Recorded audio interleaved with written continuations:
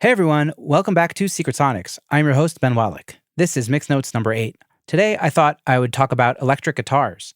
And I know I did one recently on the bass, and I mentioned that I'm a bass player. So, am I a guitar player also? Sort of. I play guitar pretty well. I do a couple things relatively well, and they work for me in the productions that I do. So, I'll talk a little bit about that and how I kind of get guitar sounds and parts on the productions I work on. So, I only have one guitar. And it's this, if you're watching the video, you could see it's a Mexican Fender Telecaster, which I bought in 2007. And I love it. I get so many different guitar tones on it. And yeah, I use it for literally everything I do on guitar. That's me. Now, I'm not saying I always use me on the guitar, right? There are times where we have to bring in a player who can do a part that I don't know how to do or get a tone that I don't know how to get. But for the things the productions I work on, this usually does the trick. And I don't have an amp. I don't own an amp. Now, if you're listening to this and you're completely mortified, feel free to turn off the program. But if you're interested to hear how I get my results, keep listening or keep watching if you're on YouTube. So yeah, these days I'm almost always using the Neural DSP Wang amp. I love it. It gives you it gives a few options, but mostly I'm kind of going for this kind of Fender classic kind of amp sound, which it does so well.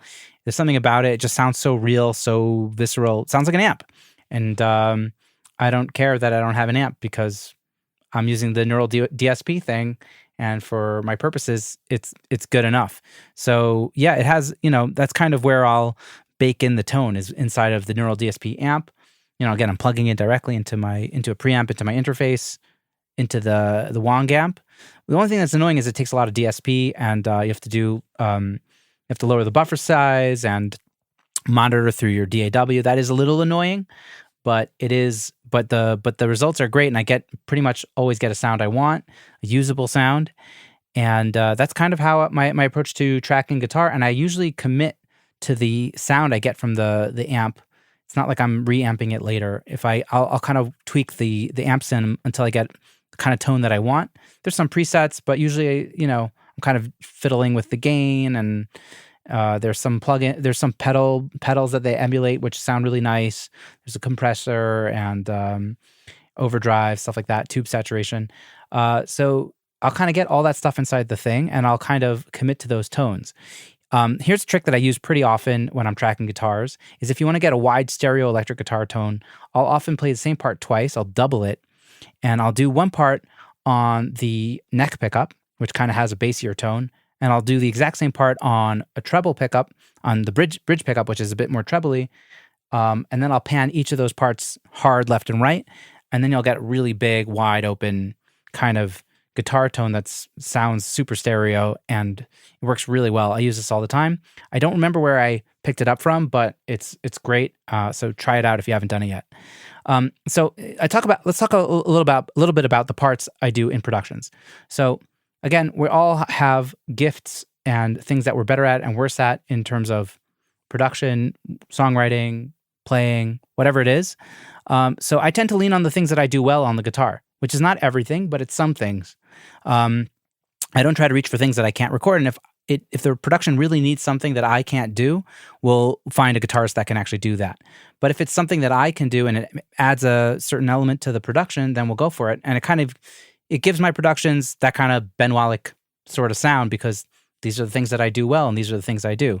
So over the years, I've built up a bag of tricks, so to speak, that I kind of can reach into to grab for different things inside of a production. Some of the things I do nicely are arpeggiated stuff, like the Johnny Greenwood in Rainbows, Weird Fishes kind of thing. I do rhythmic picky kind of stuff, almost like a The Edge kind of thing pretty well, or like a punk rock kind of thing even. Big open guitars, and I like to describe this as the slowest possible John Mayer style solo, bluesy kind of melodic. I could do that, but not as well as John Mayer, but I could do it as well as Ben Wallach can do it. And for some productions, that really works.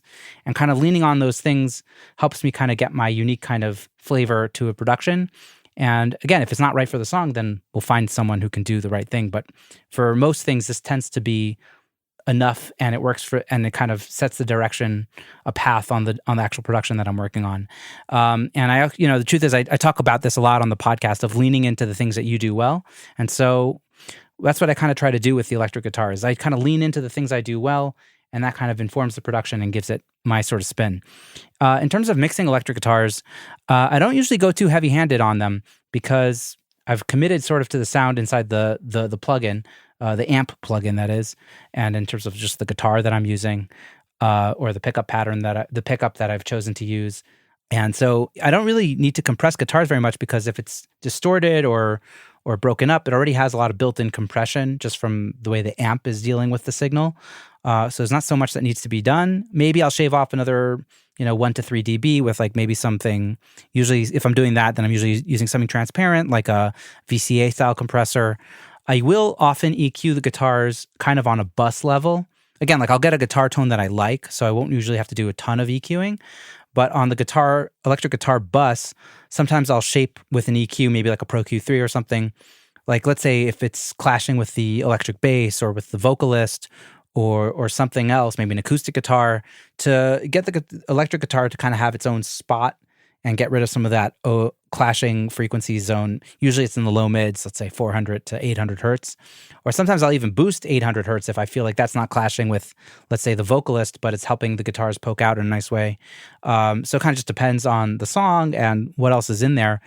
But I'll kind of do some very broadband, global kind of massaging to the electric guitar bus with EQ to kind of make it sit nicely in the track. Yeah, I might throw a saturator on the guitar bus, maybe something like the Black Box HG2 to kind of give it a little bit more edge, to push it through a little bit more.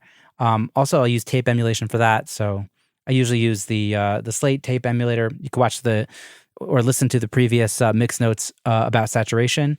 Those are things that I'll often use on electric guitars to kind of get them to poke through the mix a tiny bit more, and whether it's poke through or even kind of glue it. So that's kind of the stuff I'll do. The only extra effects that I'll add to a guitar is maybe if I'm doing guitar solo, maybe I'll add some extra reverb or delay depending on what I feel like it needs, if it needs that more space or whatever. But if it's kind of like crunchy guitars, I'll probably leave them pretty dry and as they were recorded. Yeah, that's pretty much it. I don't have an amp. I only use one guitar, but I'm able to get pretty interesting guitar results based on just leaning into the things that I do. So I guess that would be my big takeaway message for this episode is to lean into the thing that you do really well, kind of get the guitar tones that you think you can get, and add that flavor and make it part of your production sound. So let me know what you think about this video. If you dig it, if I committed any sins or no-nos that you'd want to call me out on, you can do so in the comments below on YouTube, or you could just shoot me a message on Instagram at Ben Wallach Music or at Secret Sonics, and let me know what you think about this video. I hope you enjoyed it. If you did, please leave a rating and review on the podcast app or on YouTube, and subscribe if you're watching, please. That would be great. That's it for now. I hope you enjoyed this video. Have a great one, and until next time, take care. Thank you so much for listening to this episode of Secret Sonics. If you've been digging the show, it would be awesome if you could share this episode or your favorite episode with a friend or two, and or leave a rating and review on Apple Podcasts, Spotify, or your podcatcher of choice. That's it for now. Have a great week. Take care and dig in. See you soon. Bye-bye.